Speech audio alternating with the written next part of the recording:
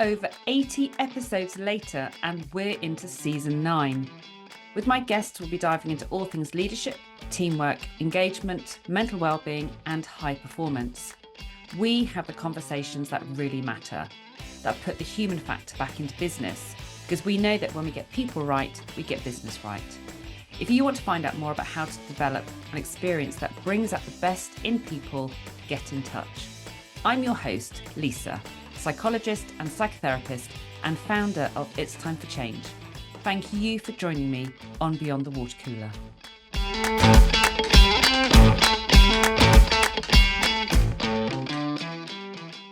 I am joined today by Miranda Williams, who's a business consultant and coach. And we're going to be talking about the power of hierarchy. And it's funny how we came to think about this topic, because I met you through Mike Mayer, who has also been on this podcast, and we were talking about loads of different things in the leadership space, and we were looking at what to kind of focus in on for this conversation, and we thought actually this would be a good topic that is it's something that's very relevant in pretty much every organization, but something that doesn't get talked about specifically quite so much. So thank you for joining me, Miranda. Oh, it's my pleasure. It's good to be here. So tell us a little bit more about your role, what it is that you do as a consultant and a coach, how you kind of got into that, and I guess why you're interested in this topic. Yeah. Well, most of my career I've been working in the pharmaceutical healthcare industry, first of all in management positions and then in leadership, so in executive leadership. And I loved that. I was very privileged to work with some amazing leaders and really learn from them over the years. And I think I've really challenged myself to be good at leadership, to be a great leader, and didn't always achieve that at all. But I really enjoyed managing and leading people. I got to a stage in my career where I think I'd worked at one company for a long time, and I wanted something different, something new, and I moved on to a bigger role in a different company and learned a lot more lessons. And at the end of that, I think I came to a place of just wanting a break, I guess, for stuff that had been going on in my personal life, and just a lot happens, doesn't it, in life? So I took some time out, and the real truth was when I tried to get back into full-time work, I just found it really difficult to get the kind of role that I wanted in the area that I live in. And I started looking at what else perhaps I could be doing. I'd been a trained coach and had a private practice for many years alongside my work. And then so a lot of the work that I've been doing in the last couple of years has really been, rather than being the leader, has been supporting other people in growing in their leadership. And I think, surprised myself in how much I have loved being in that supportive role.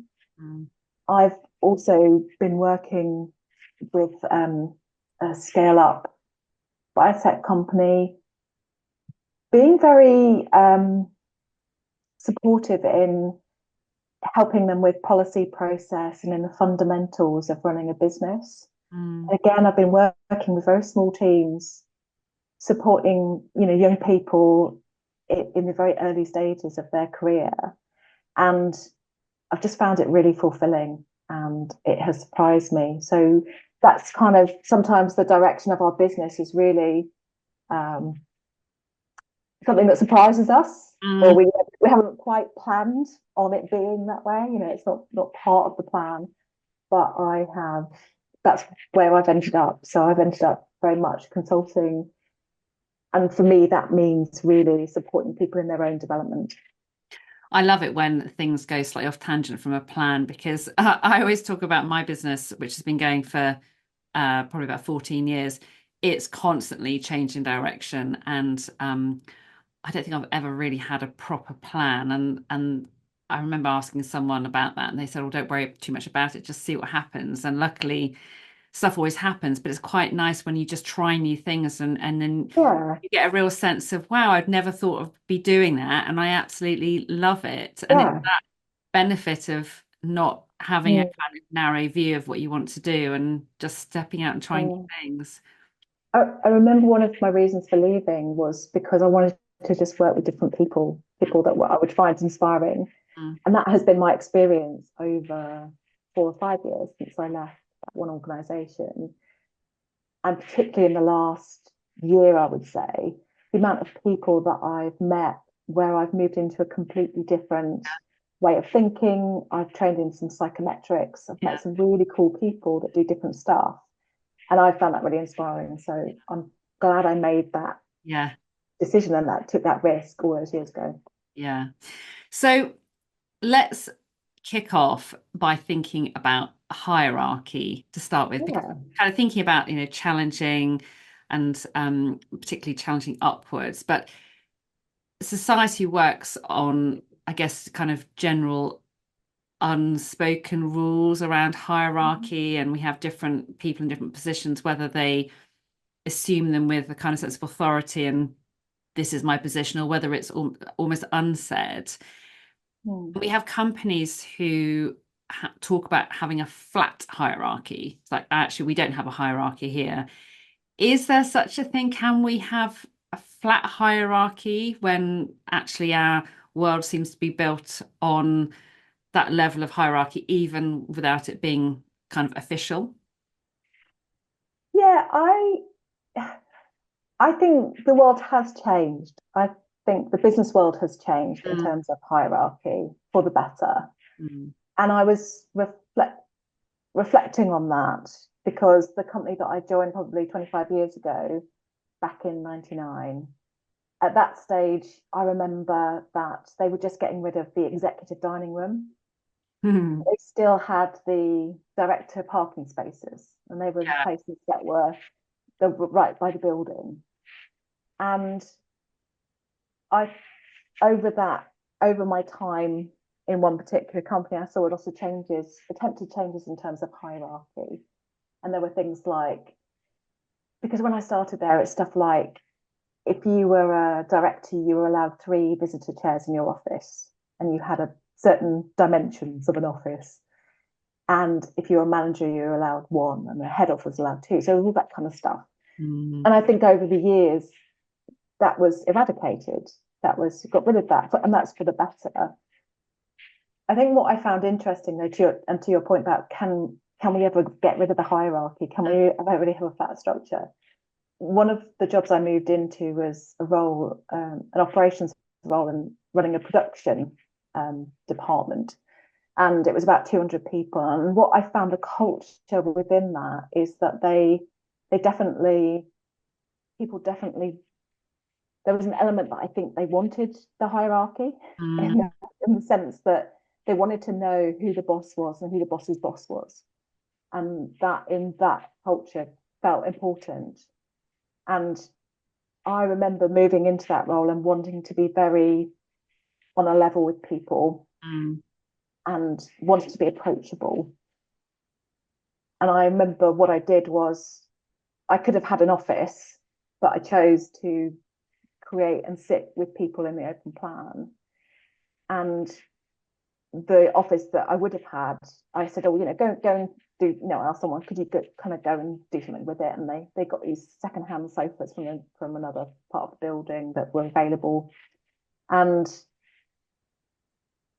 I don't know that it in all my attempts to make it less hierarchical, what I couldn't do was avoid the fact that I was the boss. I was the big boss. Yes. And that's that was how they saw me. So for lots of people,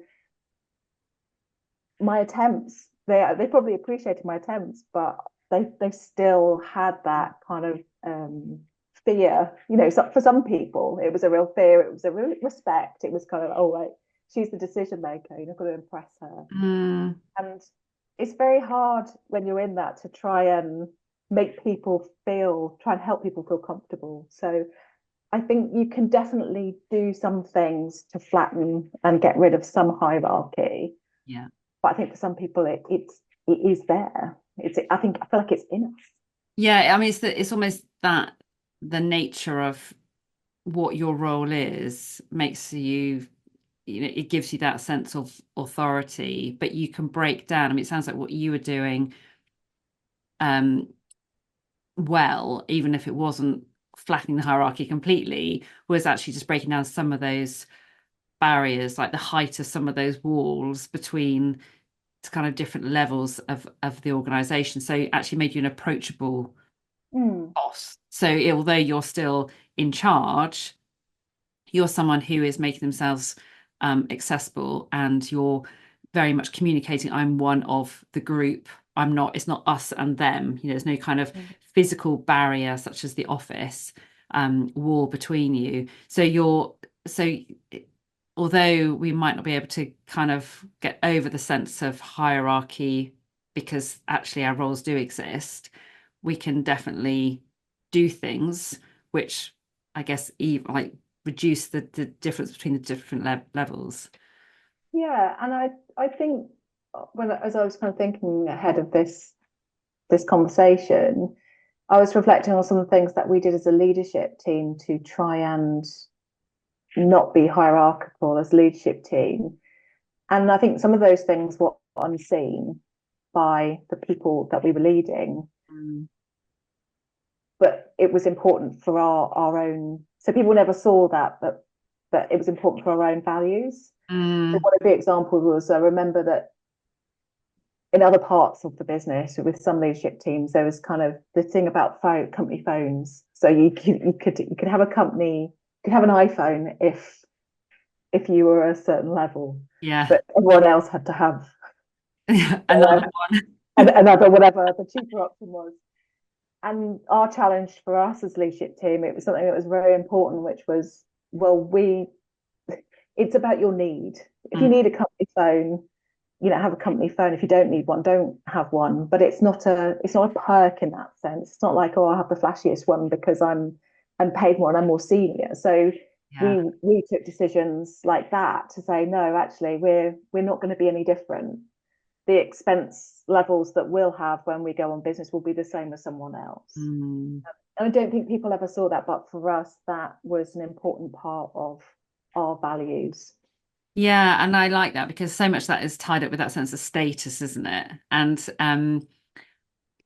there are a lot of people. It sounds like you were very intentional, and your colleagues were very intentional about how you showed up and how you wanted to lead and be seen as leaders. And I think when people make that effort, it really does pay off. You see some people who have a managerial or a leadership role that they end up kind of hiding behind without any sense of confidence, and they feel that they're kind of Mm.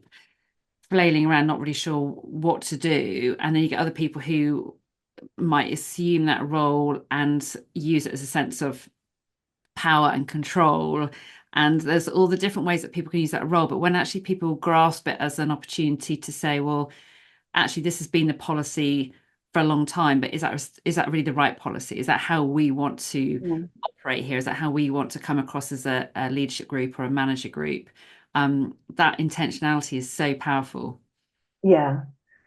And I think that really, and what that made me think of is, I think for us, we had high expectations of ourselves and of our leadership. Mm. And so COVID particularly was probably a time where a lot was expected of us, and we expected a lot of ourselves in terms of leading by example, being intentional, making sure that the decisions we were making were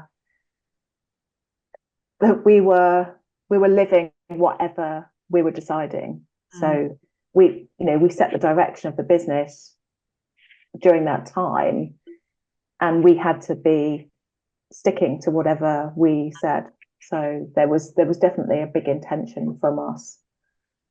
It's interesting, isn't it? Because there are so many people who get into management and leadership roles that haven't really thought about how to be in that role, and therefore they just revert to a type that they think. So I'm just thinking the other day, as hearing someone saying something about it's about like a typical children thing. If you don't have anything nice to say, you don't say anything at all.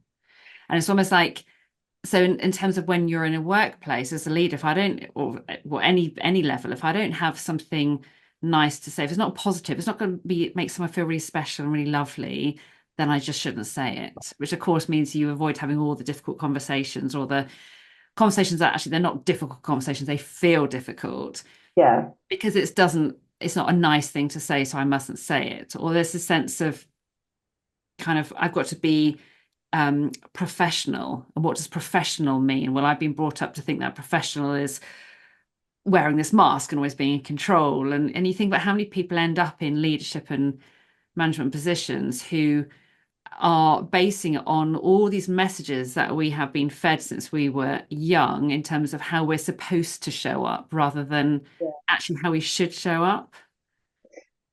Yeah, and I think when I started as a manager, I think then I saw managers before me and I acted like them. Yeah. So I wore at that time, it's going back a while, if you were a manager, you wore a suit. Yes. So I remember wearing this red jacket, like power walking through the office and actually just wanting to act like those managers because I wanted to be one. And I think it was only really when I started to have a really good example of working for leaders who were real leaders that Mm, then I started to really know the difference mm, and start to be myself in it and to back myself that the values that I have and the approach that I need to have for the people that I'm essentially serving in mm. terms of leadership, I need to back myself and be prepared to stand out a bit and be different. So yeah, I think that was a shift that I made rather than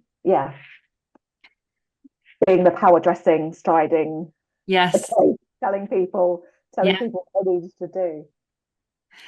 And I think, you just said yourself about when you realize that actually as a leader, you're serving people. And it's Mm. rather than assuming this position where everyone's serving you, it's actually I'm serving them. It's like I'm here to facilitate, to enable, to, I don't know, how do you see the role of leadership then? So that it's not about being in control and powerful.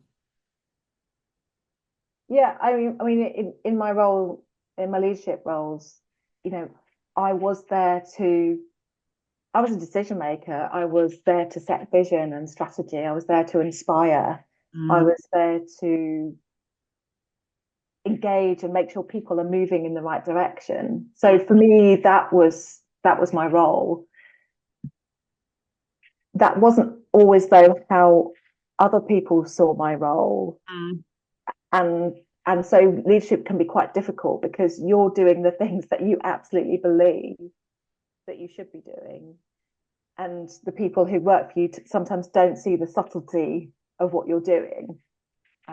So that can, but but it's having that confidence of doing what you believe is the right thing, despite your critics. And you will have a lot of critics. You, yeah. you don't have a lot of the people who think you're doing a good job don't often tell you. And yeah, Yeah. And the critics thing is an interesting one, isn't it? Because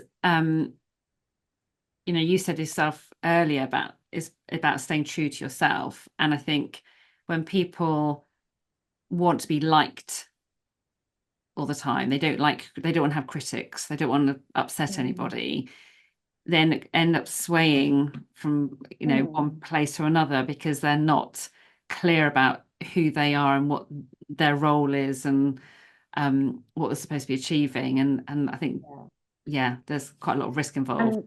And swaying, I think that's where the power of a really strong leadership team can really help. So Mm, for many years, we did have a very strong leadership team where behind closed doors we could debate really hard with each other and really grapple with how we were going to drive the business forward, the things that we were going to tackle and how we were going to tackle them.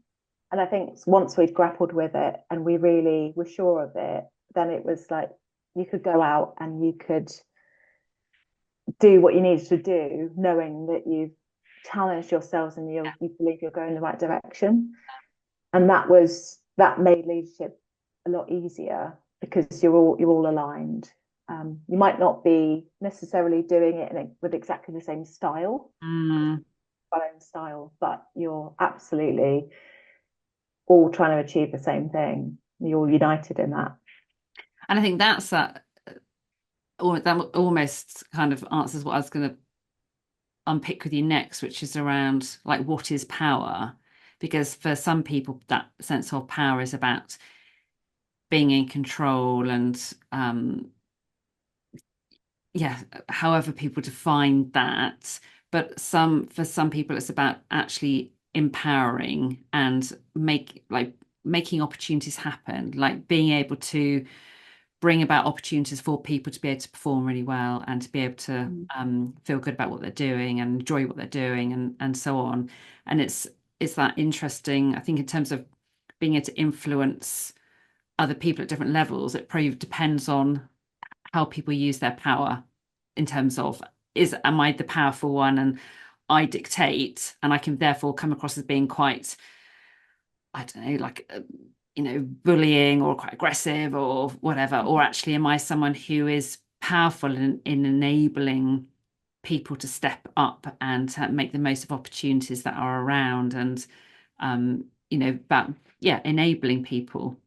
When I listen to you talk about power and bullying, I definitely go back to my younger days where, because I was quite a forthright character and someone with quite a lot of presence, always forceful character, I think that was quite difficult for me to be comfortable with. And so I definitely know that there were times where I felt I was told by the people that I was a bully. And it was really hard to hear. It's even hard for me to say now because I know myself and I know that that's never my intention. Mm. And I know that as I've got older, I've realized that the way that we come across with all our good intentions, it doesn't always land well because we're all so different. I came from a family where it was quite with big characters, So my family upbringing was, you made yourself known, and if you weren't happy with something, you said it, and forcefully potentially. Mm. So when you then move into the workplace, you often think, well, why do people have a problem with this? So it takes some maturity, I think, to realize that we all see the world very differently. And I Mm. think that's many years on now. That's what I'm in the business of doing, is helping. I want to understand myself better and others better so that we can have more effective relationships. So I remember making someone cry. I was in the very early days, before I was even a manager, but I was in a role where it was quite fast paced and you needed to get stuff out the door. You needed to make things happen, which I was very good at. And I phoned someone to get them to move more quickly, to act, to do something.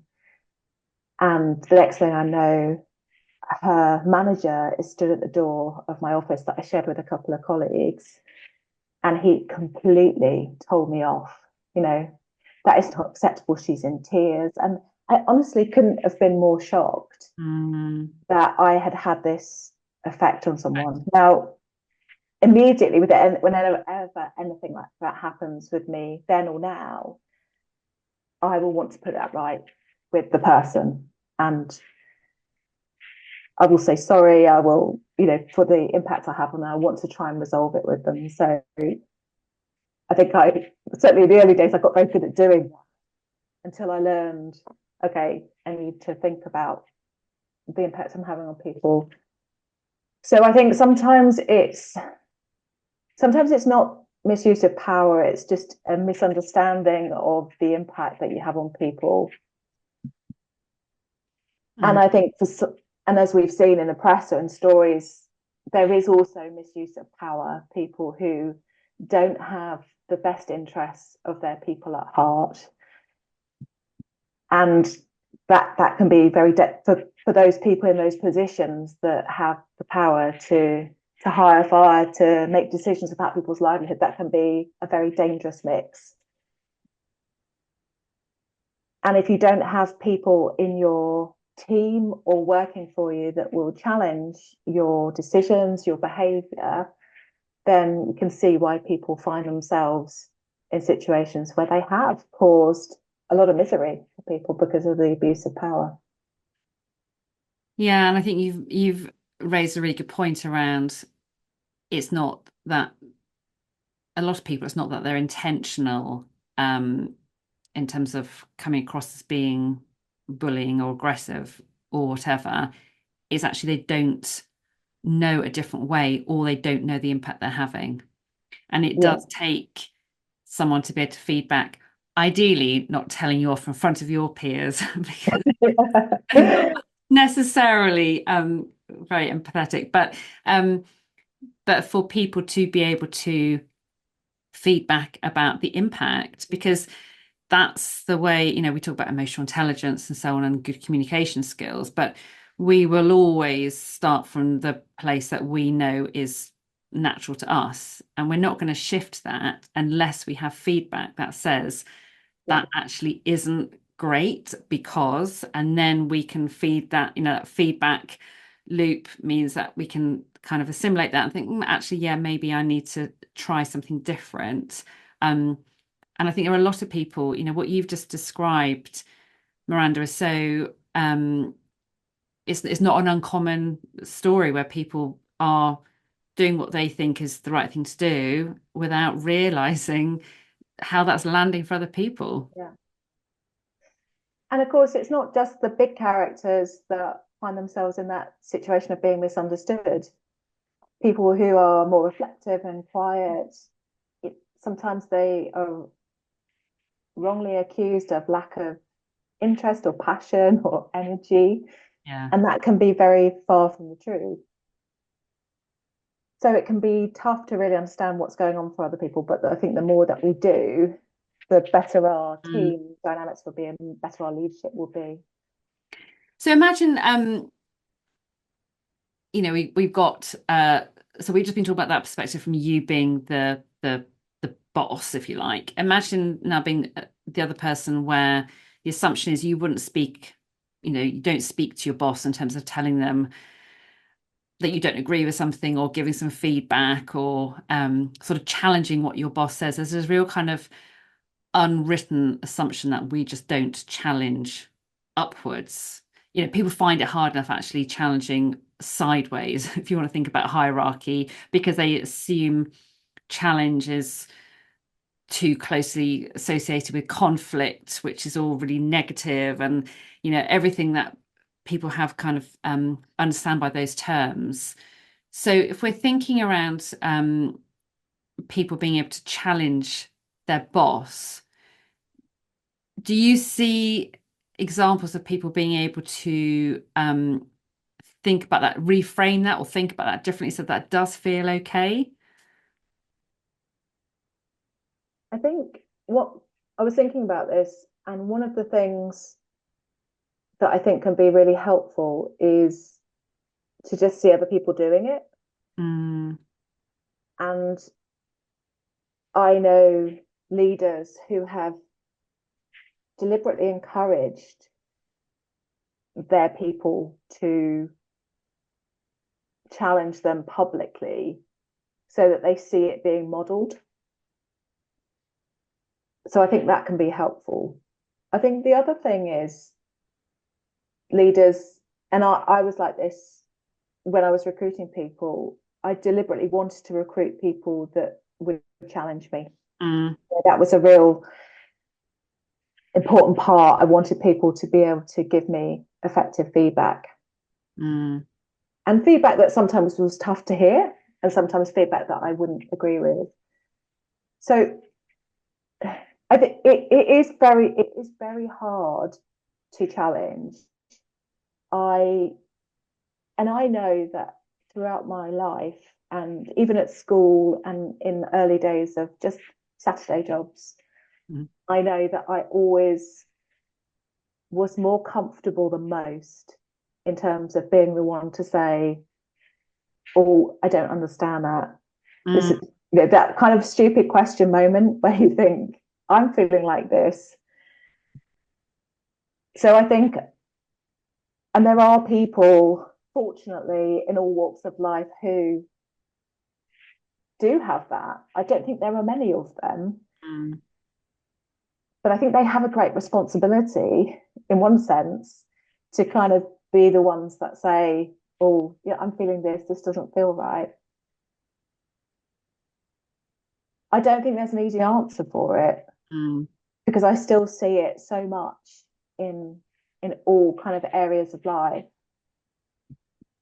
Mm. I've just worked for this wonderful biotech scale up company, and one of the roles that I did over some months was health and safety, and just to try and support with some risk assessments and the strategy of health and safety.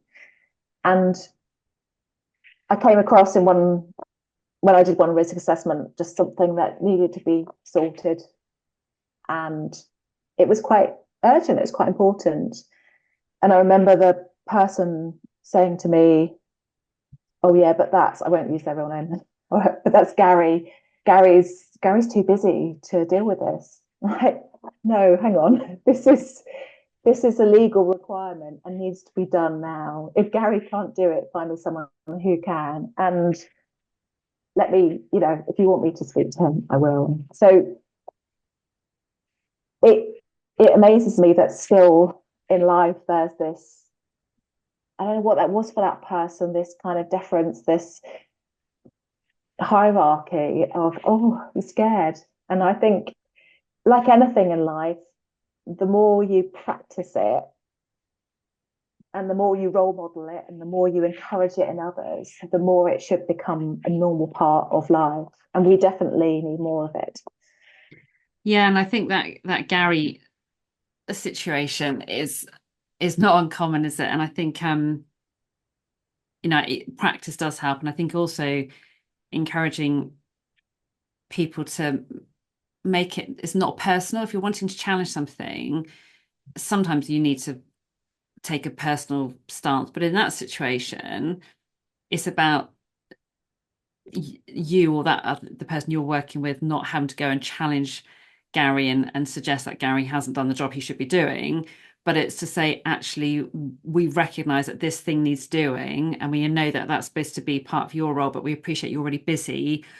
What can we do Yeah. about it? And it's almost putting the issue on the table and collectively looking at it to say, Mm. recognize this as a challenge, and you haven't not done it because you don't care, um, even if that is the case, but it hasn't happened for whatever reason. Mm. And actually, this is an issue, and let's just look at it together and see what we need to do about it. So if we can take, again, it shifts it away from being a kind of I'm pointing my finger at you saying you haven't done your job properly, or I don't like your practice, to actually this is just a challenge we're having right now, so let's look at it together and work out what the best course of action is. And of course, ideally you'd want Gary to say, "Oh yeah, of course, that's really important, I can do that," or "Actually, I don't know how to do it," or "I really can't fit Yes. it in, I need Yeah. someone else to do Yeah. it."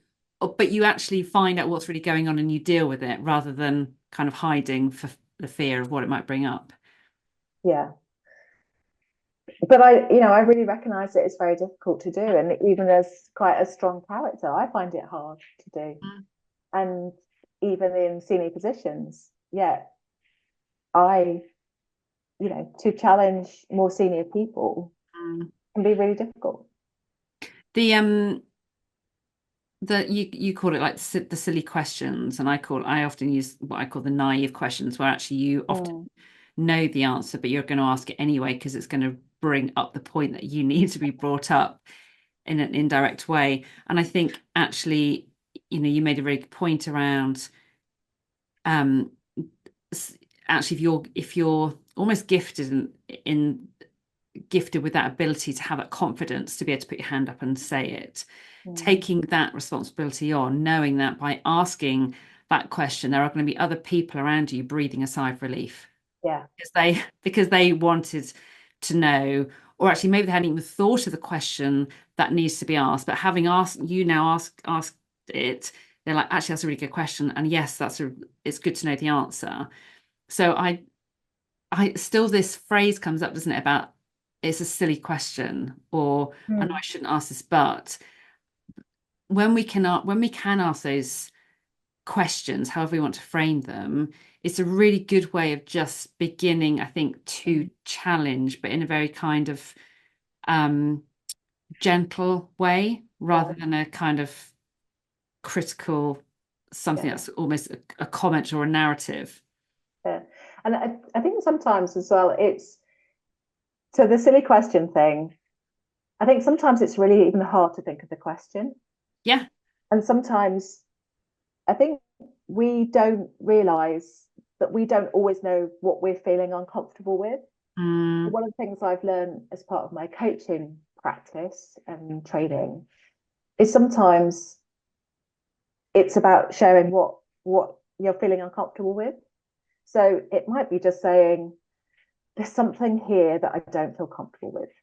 yeah. And even just saying that, which can be very non-threatening, hopefully, Yeah. Yeah. but it's like, well, oh, this something isn't sitting right with me. Because sometimes, most of the time, however experienced you are, sometimes you don't quite know what's going on for you. Mm, There can be loads of things going on inside of us when we're put in difficult situations.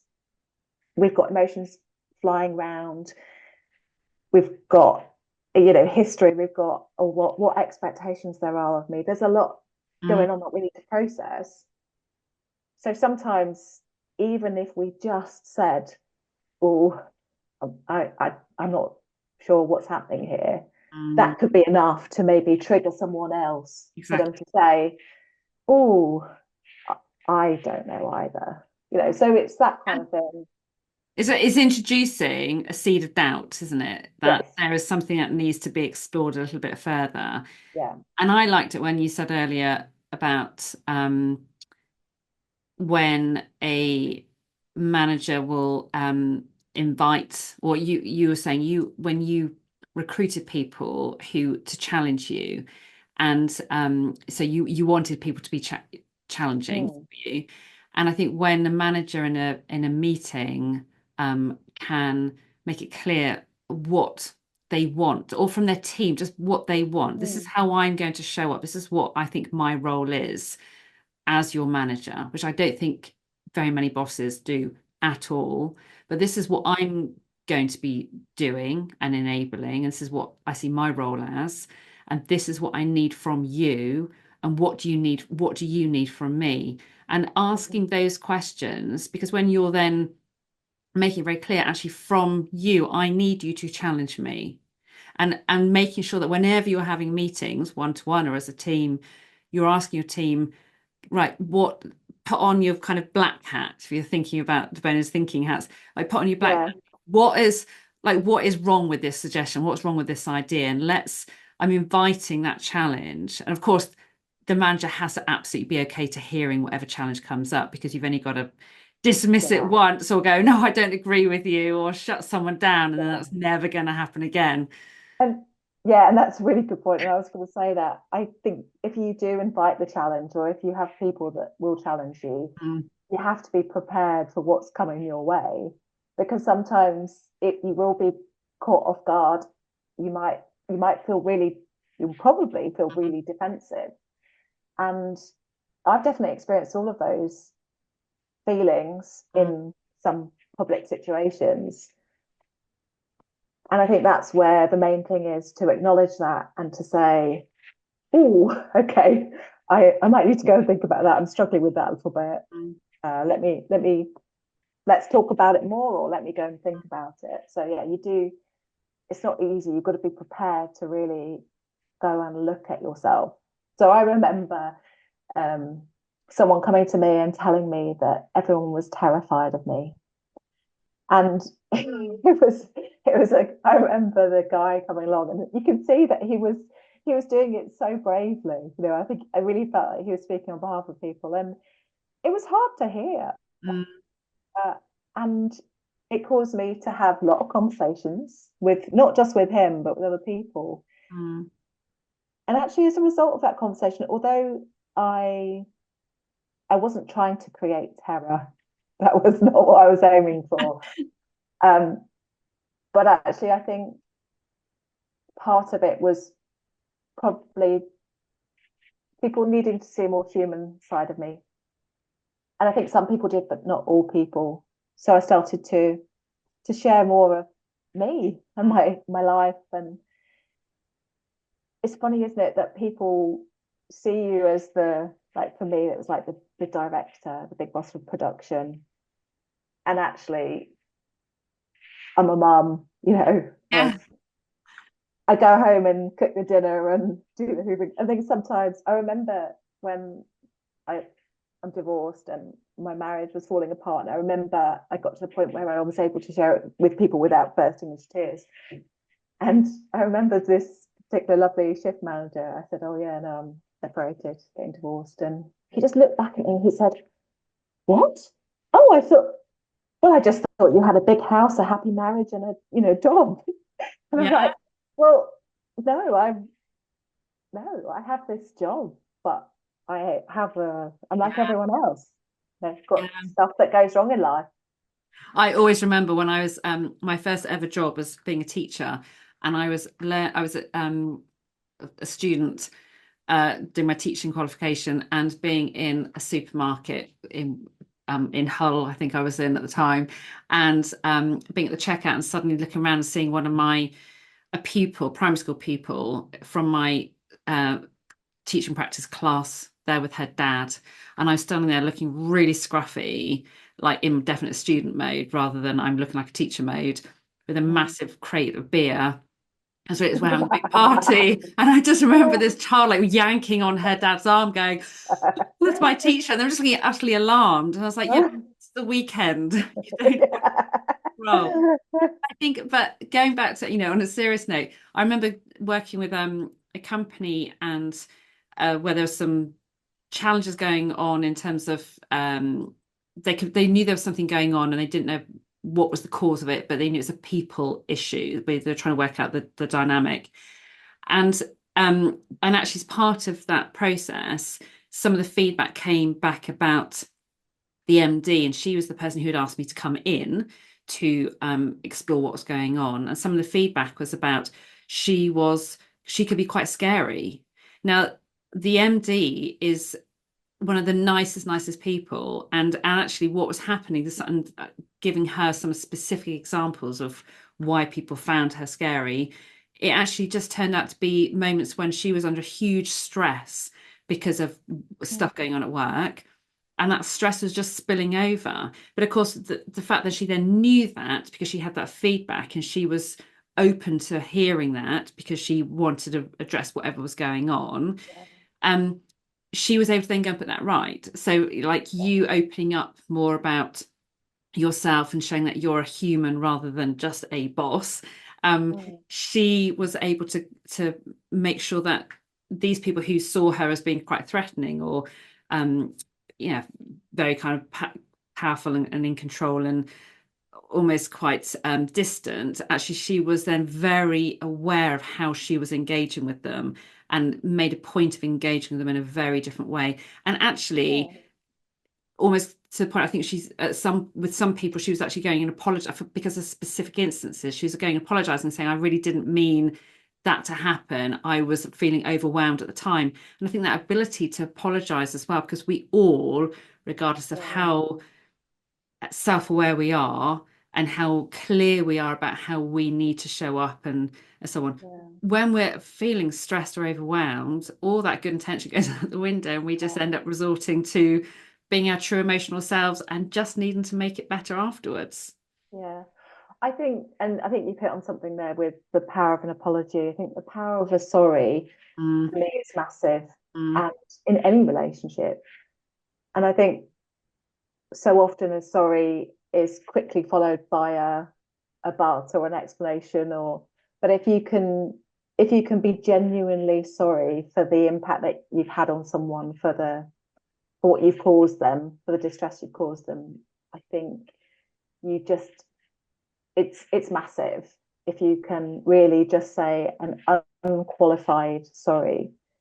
I my probably my worst experience ever in leadership was a situation where I was in a company that was having quite a tough time, needing to make some changes. It was post COVID, and people were flying out the door, going for other jobs. We literally were going to go under, and we had to. I had very little support. Had to act very quickly, and we had to. We put in some pay rises. So I went to this site to deliver this news, and I thought, oh, I've saved the day here. I've done a great job. And it was months later when just into my inbox came a PDF of a handwritten letter on behalf of 12 people, basically telling the CEO, who was my boss's boss, who I did know, that I was a vile creature. It was really, really horrible. And as I said earlier, I was like quickly thinking, right, okay, there's a big problem here because that wasn't my intention. I thought I was doing a good thing. Anyway, to cut a very long story short, I ended up having a meeting with about 15 very disgruntled people who were very angry, really angry, and angry with me. And there was a big part of me that felt, this isn't, I've inherited this problem. I've come and tried to sort it for them. This isn't. It's almost like I could have said, this isn't my fault. The thing that I realized was, it was my role and it was my fault, in the sense of that was what I delivered that day, made them feel that way. So I listened to them. I went and met with them, listened to them for a while, where they really told me everything they felt. And I said sorry. And I looked them in the eye and I said, I am so sorry. That was not my intention. And I didn't move to any kind of explanation or any defensiveness. And we did then, because I think they felt so heard by me and listened to, we then did move into a conversation about the whole situation and what we needed to do to put it right. And I remember it was a couple of hours. It was a really intense time. And I remember as they left, the kind of leader of the group, she looked back at me and she said, thank you for saying sorry. And that was everything. Yeah. I just thought, it was a genuine, for me, it was a genuine sorry. But I thought, yeah, the power of saying sorry and of people feeling heard, that you've hurt them. And I think that's what we want in kind of all walks of society, isn't it? Absolutely. When politicians, when leaders, Yeah. when they don't say sorry, or when they try and justify their behavior, Yeah. it makes us so mad. And yet we don't necessarily do it in our own lives.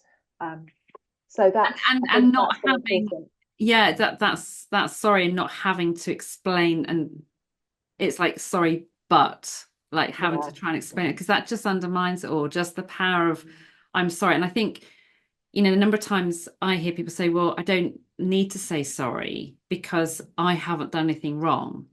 And it's not about your actions per se, it's about how they landed. It's about the Yeah. impact, going full circle to what you were talking about Yeah. at the start. It's the impact of them. So you might not have meant it in this way. You might not feel you did or said anything that was wrong, but the reality is it had this Yeah. impact on someone else or others, and therefore that's the bit that you're sorry about, the Yeah. impact. Yes.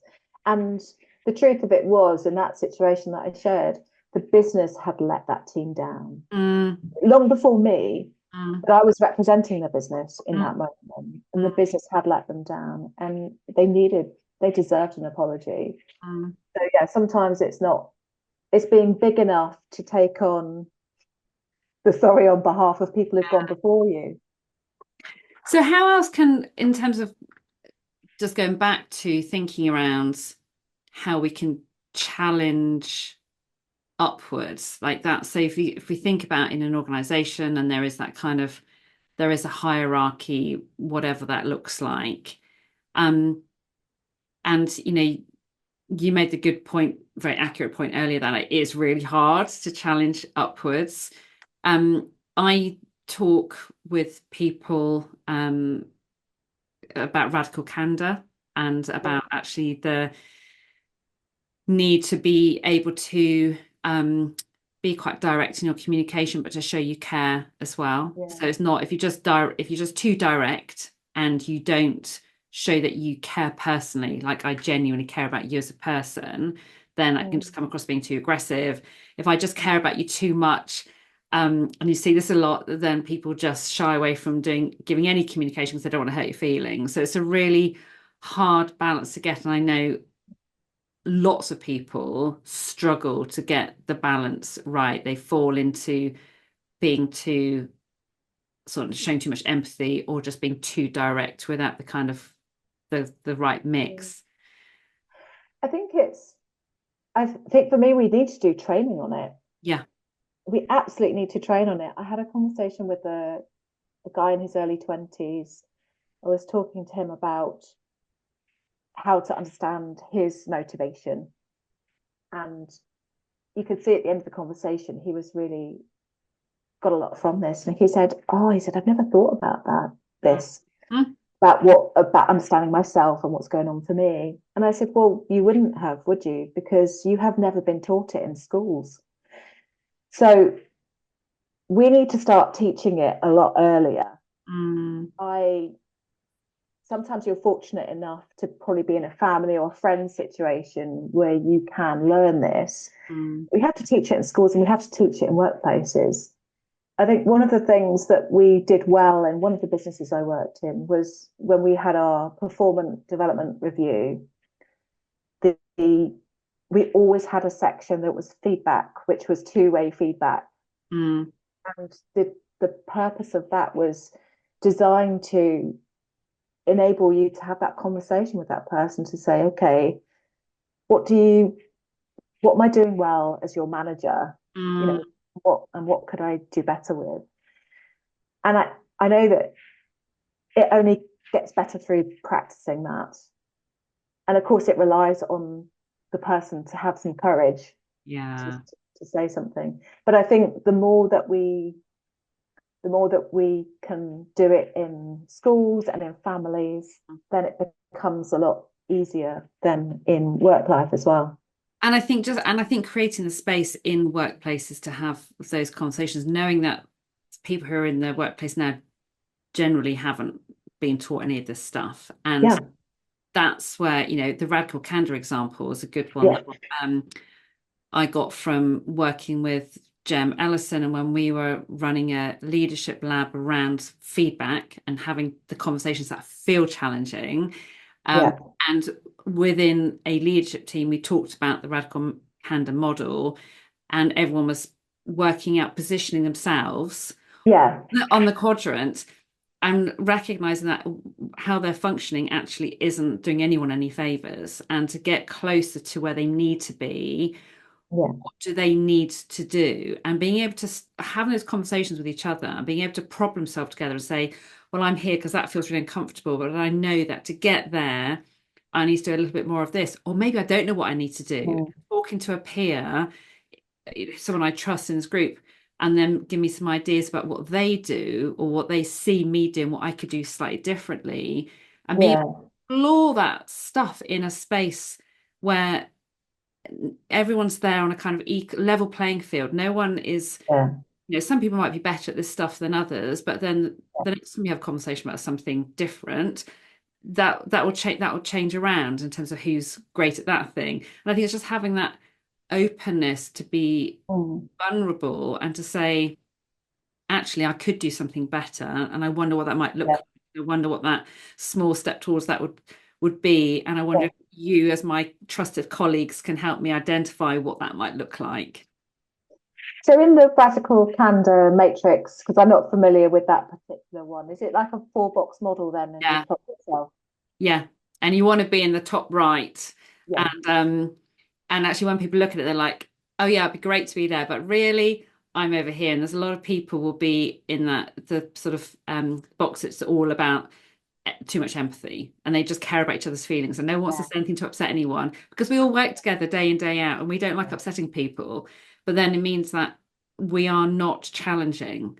And so you might see something that's not great practice, or you might see something you think could be done better, or you might be struggling with your workload but unable to speak up and say, actually, this isn't working. Or when, Mm. I mean, gosh, we're having all these corporates now saying, you've got to be back in 5 days a week, or you've got to be working full 9 to 5 working hours, even though you've been able to be flexy around picking up kids from school and stuff. You just think Mm. actually people have got to have an opportunity to feel I can do it from a caring position, but I need to be able to say what I need to say because Yeah. if it doesn't work out, then I have the data I need to make my decision about what I do. But otherwise, just keeping quiet about something that doesn't Yeah. sit right, it's never going to work. And I think there's a couple of things in that. One is that I do think that there's a real power in having something on paper, like a four box model where you plot yourself. Mm, But I think for a lot of people, they suddenly get it yeah. because maybe I don't know what it is about it when you score yourself or plot yourself or put yourself. It's almost like you're looking at someone else almost, and then you're being a bit more objective about yourself. Yes. So I haven't used that one, but I've used many of those types of things in Mm. the past, and I find them really. I think for a number of people, I find them really effective. I think it comes back to that point I was making earlier about the idea of putting something on the table. God, the sun's Mm. streaming in my window right now. Yeah, Putting something on the table, it makes it less personal. It's less kind of in my head and yeah, this is my problem to yeah, actually let's look at a framework or let's look at a model or let's look at whatever this thing is on the table and we can be a bit more objective about it. And because I wonder how I can get from there to there or yeah. whatever it is. And I think being able to step outside of it makes it easier to engage with that Yes, I think conversation. so. I think the other thing that made me think when you were talking was I don't know why people don't practice this stuff, like where they don't practice conversations. So, in as part of being a coach, often as being the client or as being the coach, if you are needing to have a difficult conversation, then we practice it because you kind of find your voice in it. You kind of see what sounds right, what doesn't. And if you've got someone reflecting back, pretending to be the other person, often they can say, "Oh, that feels a bit too much." Yes. Or so I have no idea why people don't, go into a difficult conversation or giving some feedback where they haven't prepared and thought about it, because it will go a lot better if you have. It would, and I think a lot of that is down to firstly, either even thinking about it, it doesn't even occur to people to practice, and also having the time. So I remember my daughter last week, she's 13 and was going, there was a friendship thing going on at school, and she wanted Mm. to go and have a conversation with someone about this friendship thing. And we were talking it through. And I asked her, I said, how are you going to set that up in terms of having the conversation? And she said, well, I'm just going to say this. I was like, yeah, but when are you going to do that? And who else are you going to be with? Or are you going to do it on your own? And she's like, oh, I don't know, I haven't thought about that. I was like, so imagine you're delivering this message, or imagine someone's delivering this message to you and they've got 3 or 4 friends around them. And so you've got this like wall of people delivering a message to you. How's that going to feel? Crumble, I wouldn't like that at all. Right. So think about how you're going to deliver that Yeah, message. People don't, it just doesn't even occur to them to think about how to mm, set up the meeting. All they focus on is, I need to get these words out. I need this yeah, message to be communicated. I'm not going to think about the how it happens. And I think if we could put a bit more emphasis on that, yeah. it would make, as you say, the world of difference. Yeah, and also not even people focus on, oh, I need to do it, and it's kind of splurges out. Yeah. And I think it's really good to think about, well, where do you need it to take place? Yeah. What's a good environment? Is it sitting down with a coffee, or is it having a walk around? Often a lot of things are easier if you're side by Yeah, side and you're having a walk. definitely.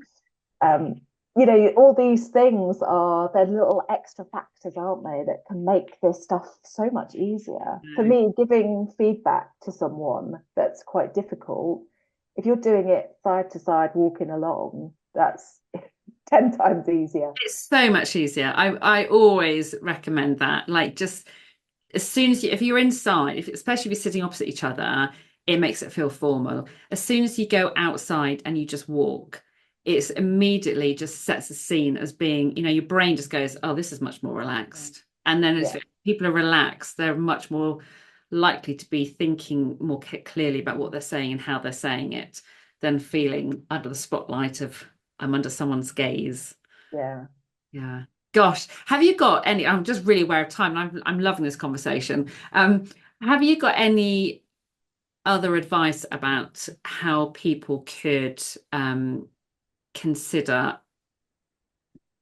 challenging or feeding back in a way that people might naturally shy away from, but actually, if they were to think about some of these ideas that might make it a little bit easier, anything to take away? I think I think for me, sometimes it's starting small and make, making a commitment to doing it, even in the small things. Mm, Because I think the more that you get used to that process of doing something that makes you feel a little bit uncomfortable, the more you'll be able to tackle the bigger stuff. And hmm I think if you can do it if you can practice it, often there are so many opportunities in our personal lives and in mm, our personal relationships to have those conversations, to practice doing it, mm, I think, and to get feedback from the person on how it was for them. yeah. I do practice on my I practice on my kids, Yeah. and and I practice on my kids because I want them to learn this stuff, Yeah. but also I want them to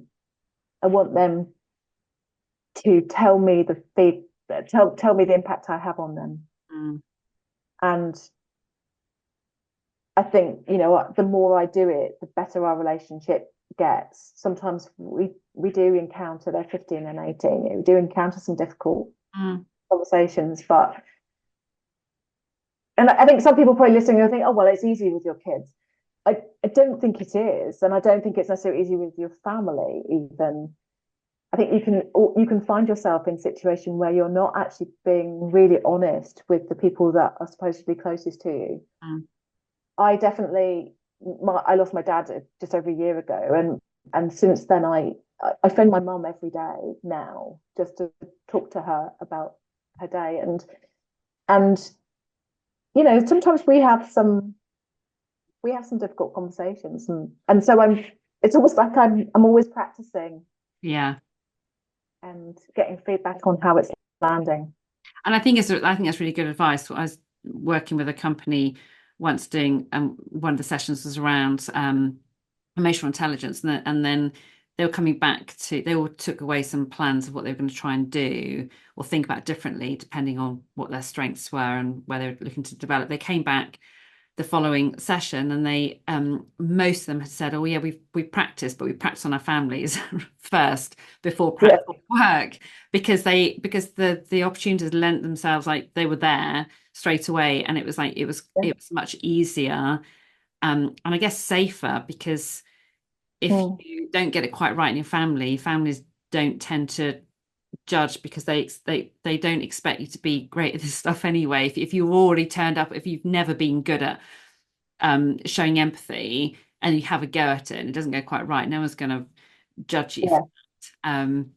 So I think that's good advice. And I like what you said about focusing on the small things. You said even the small things. I would say especially the small things, because mm, if we can make if we can identify the small things and have success with that, that will automatically feed back in terms of actually, yeah, we can do something different, and it's not so hard. It's like I haven't got to change mm, who I am and function in a completely different way, which just feels out of reach. And actually, we don't want to change who I am entirely. It's just about the small things that can just start to shift yeah. how we or the impact we have. And I think just being deliberate with both your friends and family. So there are some really good questions that you can ask them that are quite open questions, which you can do at dinner or in the car. So things like, I remember someone suggesting this question, which is, okay, what does it feel like to be on the other side of me? And Mm, I asked my probably then 17-year-old son that.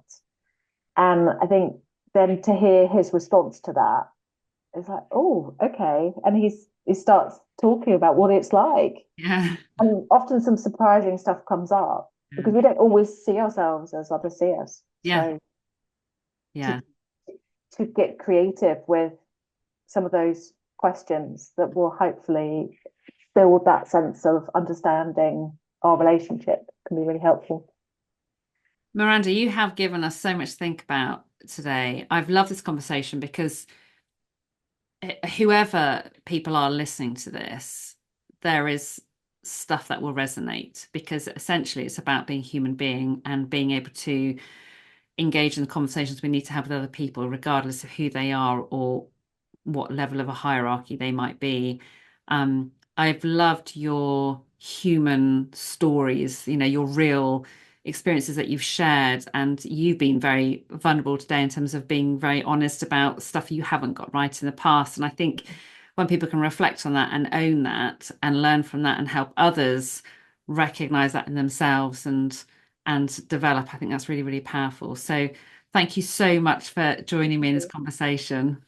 No, I've loved it. It's been great. Thank you so much.